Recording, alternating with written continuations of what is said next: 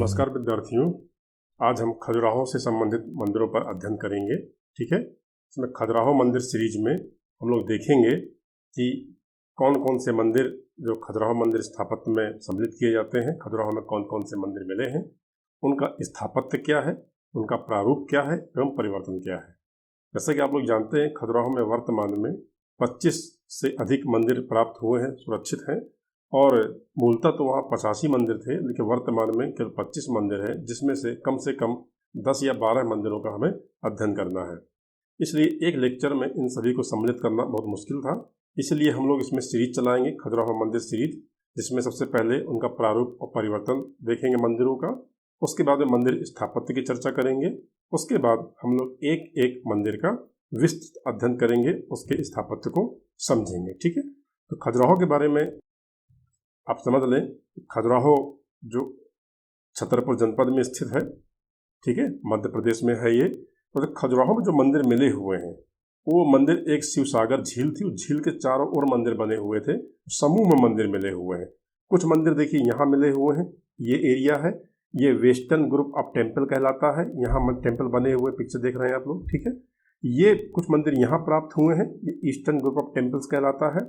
और ये दक्षिण की दिशा में कुछ मंदिर हमें प्राप्त हुए हैं, जिनको साउदर्न ग्रुप ऑफ टेम्पल्स कहा जाता है। यही सब 25 मंदिर वर्तमान में सुरक्षित हैं, ठीक है। तो ईस्टर्न ग्रुप ऑफ टेम्पल्स यहाँ पर है, वेस्टर्न ग्रुप ऑफ टेम्पल्स यहाँ पर है, पश्चिमी मंदिर समूह और दक्षिणी मंदिर समूह के मंदिर यहाँ बने हुए हैं। इन्हीं सभी मंदिरों का हम लोगों को एक एक करके अध्ययन करना है। इसमें देख सकते हैं आप लोग 25 temples at Khajuraho today are divided into 3 groups. Western group near Shiv Sagar tank, eastern group near the Khajur Sagar tank, ठीक है, और southern group near the Khuddari village. ये जो टेम्पल्स बने हुए हैं, आप टेम्पल्स का नाम पढ़ सकते हैं इसमें। ये वेस्टर्न ग्रुप ऑफ टेम्पल है। ये जो मंदिर बने हुए हैं ईस्टर्न ग्रुप ऑफ टेम्पल है। नीचे यहाँ जो मंदिर कुछ मिले हुए हैं, 2-3-4 मंदिर मिले हैं, वो साउदर्न ग्रुप ऑफ टेम्पल्स में रखे जाते हैं, ठीक है। ये खजुराहो का मैप है, ये खजुराहो विलेज है। इस विलेज के चारों ओर गांव इस प्रकार से मंदिर बने हुए हैं, ठीक है। अब सामान्य जानकारी में हम लोग देखेंगे कि खजुराहो है के मंदिरों का निर्माण जो है चंदेल शासकों के द्वारा करवाया गया था, और यह मंदिर जो 7वीं 8वीं शताब्दी से लेकर के 13वीं शताब्दी तक बनते रहे, ठीक है। 13वीं शताब्दी से 19वीं शताब्दी तक लगभग ये मंदिर विलुप्त रहे, ठीक है। 1838 ईस्वी में एक अंग्रेज सैनिक अधिकारी टी.एस. बर्ट के द्वारा इन मंदिरों की खोज की गई, और इस प्रकार से खजुराहो में छुपे हुए विश्व प्रसिद्ध मंदिरों को प्रकाश में लाने का श्रेय टी.एस. बर्ट को जाता है। ये जो सभी मंदिर थे, एक खजूर के पेड़ों में छुपे हुए थे। खजुराहो जो नाम पड़ा है, वो खजूर की वहाँ बहुत ज़्यादा पेड़ पौधे होते हैं। पहले उसका नाम खजूर वाहक था, लेकिन अपभ्रंश होते हुए धीरे धीरे ये खजुराहो कहलाने लगा, ठीक है। खजुराहो जो है मध्य प्रदेश के छतरपुर जनपद में, जैसे मैंने पहले बताया था, यह जनपद मुख्यालय से 46 किलोमीटर दूर है, और उत्तर प्रदेश राज्य के महोबा जनपद से 60 किलोमीटर दूर है। क्योंकि खजुराहो के साथ साथ महोबा भी चंदेल राजाओं की राजधानी रही थी, इसलिए महोबा में भी अनेक मंदिर चंदेलकालीन प्राप्त होते हैं, ठीक है। खजुराहो जो चंदेल की राजधानी थी, चंदेल वंश को कला के संरक्षक के रूप में जाना जाता है, ठीक है। इन्होंने खजुराहो के साथ साथ कालिंजर, अजयगढ़, महोबा में भी अनेक मंदिर स्थापित किए हैं, ठीक है। वर्तमान में जो यहाँ के मंदिर हैं, वह भारतीय पुरातत्व सर्वेक्षण नई दिल्ली द्वारा संरक्षित हैं, और तथा खजुराहो के मंदिर को यूनेस्को ने भी विश्व धरोहर घोषित किया हुआ है।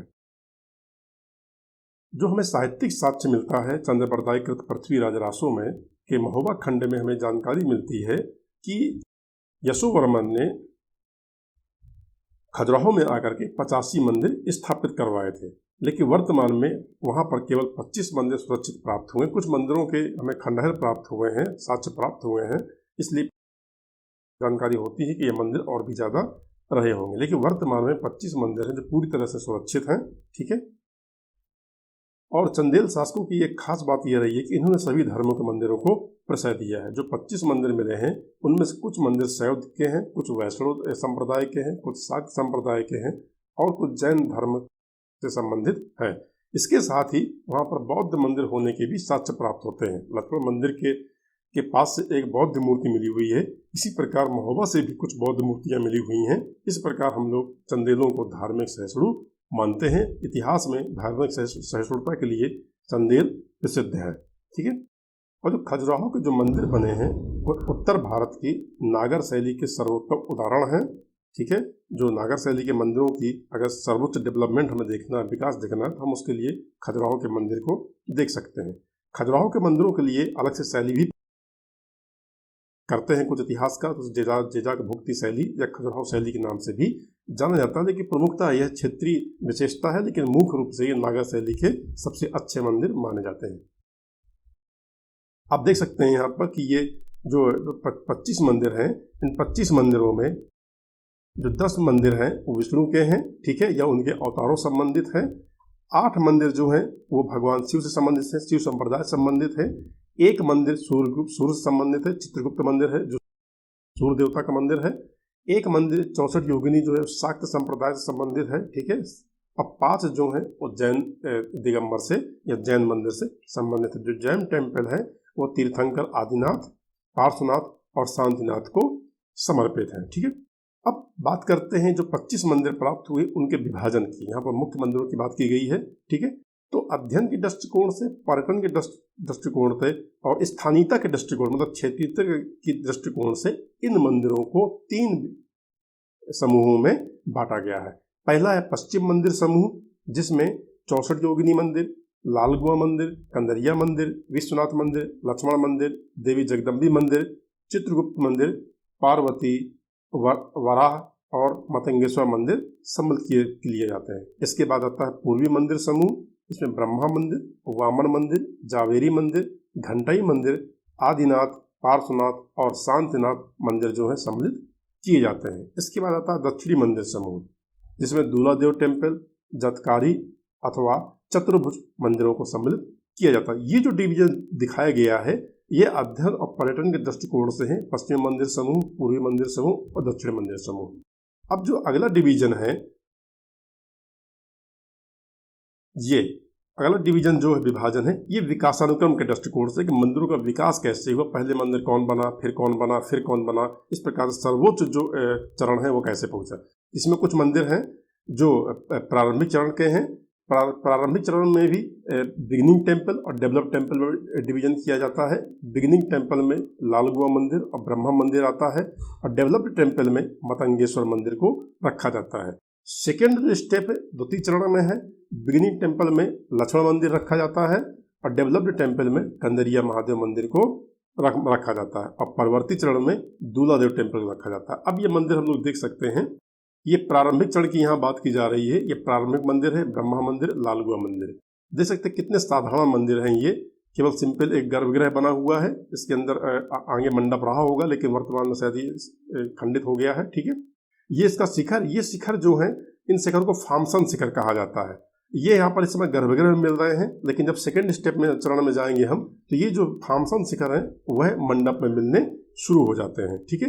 इनके शिखर को आप लोग देख सकते हैं, ये शिखर जो हैं पूरे एक ही प्रकार के हैं। इसका भी शिखर एक प्रकार का है, इसका भी शिखर उसी प्रकार का यहाँ देख सकते हैं आप। और ये जो मतंगेश्वर टेम्पल जो विकसित मंदिर श्रेणी का, उसका शिखर भी इसी प्रकार का दिखता है। ये सब फामसन शिखर है।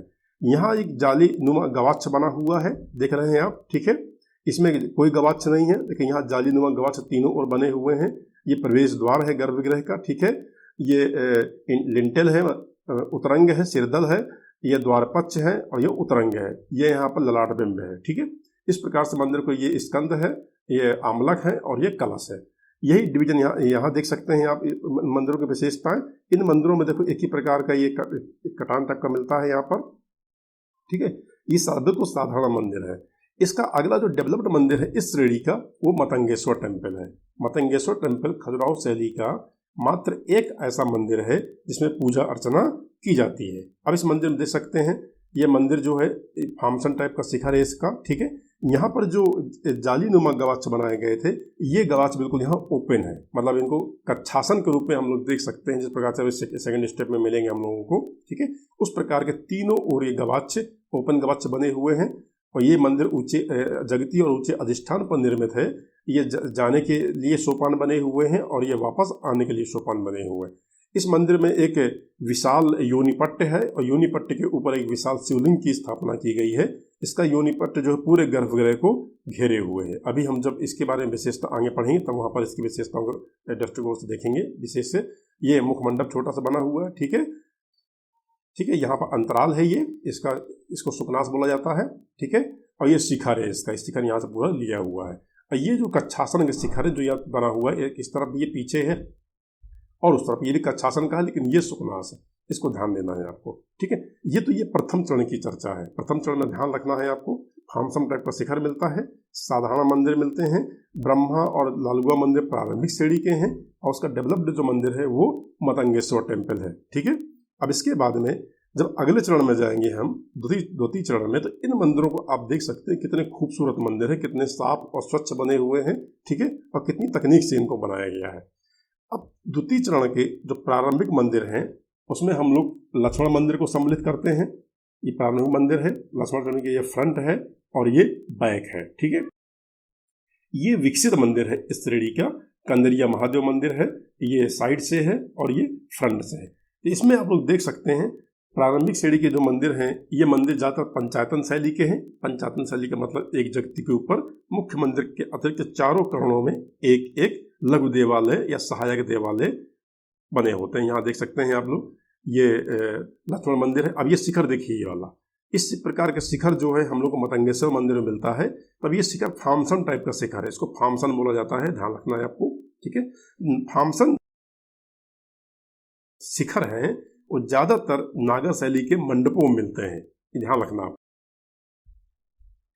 उसके बाद में ये जो लघु देवालय बने हुए हैं, ये आगे का फ्रंट का है, पीछे बने हुए सब पांचों इसके लघु देवालय सुरक्षित हैं, ठीक है। इससे ये पंचायतन शैली का मंदिर है। ये इसकी जगती है, ठीक है, ये सोपान है यहाँ जाने के लिए, और फिर ये अधिष्ठान है, यहाँ पे ये सोपान बने हुए अधिष्ठान जाने के लिए। ये मुख मंडप है और ये यहाँ पर तोरण द्वार बना हुआ है, ठीक है। फिर ये मुख मंडप, मंडप, महामंडप और अंतराल, और फिर ये शिखर। इसके बारे में विस्तृत चर्चा हम लोग तब करेंगे जब लक्ष्मण मंदिर को हम लोग अकेले पढ़ेंगे। इस मंदिर की खास बात यह है लक्ष्मण मंदिर की, कि लक्ष्मण मंदिर में यहाँ पर एक प्रकार की रैलिंग बनी हुई है, जगती में रैलिंग बनी हुई है। जब देख सकते हैं इस मंदिर में यहाँ कहीं रैलिंग नहीं है, ओपन जगती है ये, ठीक है। लेकिन लक्ष्मण मंदिर में हमें जगती मिलती है।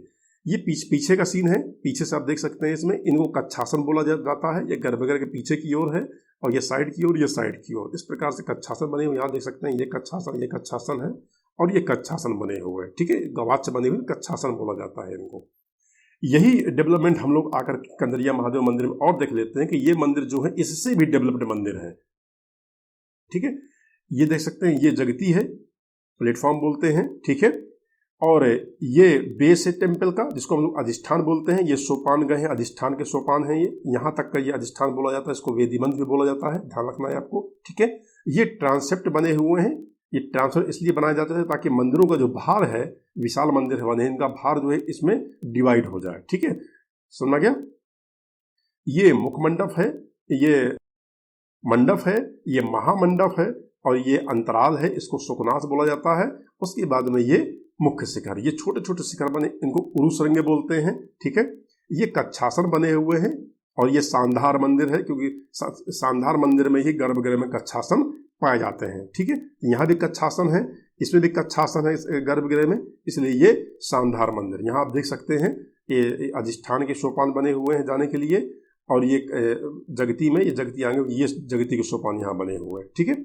इस प्रकार से हम लोग देखते हैं कि किस प्रकार से द्वितीय श्रेणी के जो मंदिर हैं, द्वितीय चरण के मंदिर कितने विकसित मंदिर हैं, विशाल मंदिर हैं, ठीक है। तकनीक के माध्यम से सबसे सर्वोच्च माने जाते हैं ये, और ये नागर शैली के सर्वोत्तम उदाहरण माने जाते हैं द्वितीय चरण के मंदिर, ठीक है। अब आते हैं तीसरे चरण में। तीसरे चरण में इतिहासकार कहते हैं कि जो मंदिर बनने लगे वो सेकेंड चरण से कमजोर मंदिर बनने, मतलब साधारण मंदिर बनने लगे हैं। इस मंदिर देख सकते हैं आकार प्रकार में ये सेकेंड स्टेप से काफ़ी छोटा मंदिर है, और ये इसलिए जो शैली है इनकी थोड़ा नीचे आई, डेवलप्ड मतलब अनडेवलप्ड शैली में ये लोग परिवर्तित होने लगे, लेकिन ऐसा नहीं है। कुछ इतिहासकार मानते हैं, जो आर्ट के इतिहासकार हैं वो कहते हैं कि ये जो मंदिर है, इसका जो प्रारंभिक क्षेत्र दिखाई दे रहा है, डेवलपमेंट दिखाई दे रहा है, ये अन्य मंदिरों से बिल्कुल भिन्न है खजुराहो शैली में। इस प्रकार का डेवलपमेंट जो शिखर का है वो हमें ना तो सेकेंड स्टेप में मिलते हैं ना फर्स्ट स्टेप में मिलता है, ठीक है। ये जो मंदिर का डिजाइन है, जिस प्रकार के ताराकार हमें गर्भगृह मिलता है ताराकार बना हुआ, यहाँ से देख सकते हैं आप लोग, स्टेलेट इसे बोला जाता है, ताराकार शिखर बना हुआ है। और ये हमको यहाँ कूट स्तंभ मिलने लगते हैं, ये कूट है, ये स्तंभ है, ये कूट है, ये स्तंभ है। ये कूट स्तंभ की जो श्रेणी मिलती है ये भूमि शैली का प्रारंभिक मंदिर के तौर पर इसको देखा जाता है। और ये शिखर का डेवलप्ड मतलब सेकेंड स्टेप से भी ये शिखर जो है डेवलप्ड माना जाता है। ठीक है, यहाँ जो शेखरी के बाद में डेवलप के में जो देखेंगे, जब हम लोग भूमि शैली पढ़ेंगे तब देखेंगे कि किस प्रकार से शिखर का डेवलप्ड हुआ है। और ये शिखर जो है वो शेखरी मोड से आगे का भाग है, आगे का डेवलप्ड है, इसलिए इस मंदिर को सर्वोच्च डेवलप्ड मंदिर माना जा सकता है। ठीक है, और इस मंदिर में हम देख सकते हैं ये मुख मंडप है, ये मंडप है, ये महामंडप है, ये अंतराल है, ये सुकनास है और ये मुख्य शिखर है, ताराकार गर्भगृह है। तो इस प्रकार हम लोग देखते हैं कि 3 प्रकार की श्रेणियों में खजुराहो के मंदिरों को विभाजित किया गया है। ठीक है, पहली श्रेणी का जो प्रारंभिक मंदिर है वह लालगुआ और ब्रह्मा मंदिर है। डेवलप्ड मंदिर जो है वो मतंगेश्वर मंदिर है। द्वितीय श्रेणी या द्वितीय चरण का जो मंदिर है प्रारंभिक मंदिर लक्ष्मण मंदिर है, और जो विकसित मंदिर है वह कंदरिया महादेव मंदिर है। और तृतीय चरण में दूल्हादेव को रखते हैं, चूंकि दूल्हादेव को जैसे और मंदिर नहीं मिले हैं इसलिए तृतीय चरण में इसे अकेले रखा जाता है। ठीक है, इसके बाद में हम यहाँ देख सकते हैं तीनों को किस प्रकार से मंदिर भिन्न है। ये प्रथम चरण का डेवलप्ड मंदिर है मतंगेश्वर मंदिर, ये द्वितीय चरण का मंदिर डेवलप्ड मंदिर है कंदरिया महादेव मंदिर, और ये तृतीय चरण का दूल्हादेव मंदिर है। इसमें आप देख सकते हैं किस प्रकार से हम मंदिरों को यहाँ पर डेवलप्ड किया गया है। तीनों का अंतर आप बिल्कुल देख सकते हैं कि यहाँ का शिखर का आकार प्रकार किस प्रकार का है, यहाँ का शिखर का आकार प्रकार किस प्रकार का है, और यहाँ के शिखर का आकार प्रकार किस प्रकार का है। तीनों में बहुत अंतर है, ये स्पष्ट पूरी तरह से है। और आपको लेखन शैली में यही ध्यान रखना है कि प्रश्न जो बनता है ज़्यादातर खजुराहो के मंदिरों के विकास क्रम को दिखाने के लिए बनता है, तो इस विकास क्रम को आपको ध्यान रखना है। ठीक है, ये लेक्चर यहीं समाप्त करते हैं। इसके बाद जो अगला लेक्चर होगा उसमें हम लोग ये देखेंगे कि किस प्रकार से हम लोग जो मंदिर बने हुए हैं इनकी स्थापत्य शैली क्या है, इन मंदिरों का जो आकार प्रकार है, कौन कौन से मुख्य भाग होते हैं, ऊर्ध्वाधर शैली में कौन कौन से भाग होते हैं, क्षैतिज शैली में कौन कौन से भाग होते हैं, उन भागों का अध्ययन करेंगे, एक एक का अध्ययन किया जाएगा। उसके बाद फिर हम लोग एक एक मंदिर का अध्ययन करेंगे, प्रारंभिक चरण से लेकर के विकसित चरण तक के मंदिरों का अध्ययन किया जाएगा। ठीक है, इसमें अगर किसी प्रकार की कोई समस्या आती है तो आप लोग प्रश्न पूछ सकते हैं। ठीक है।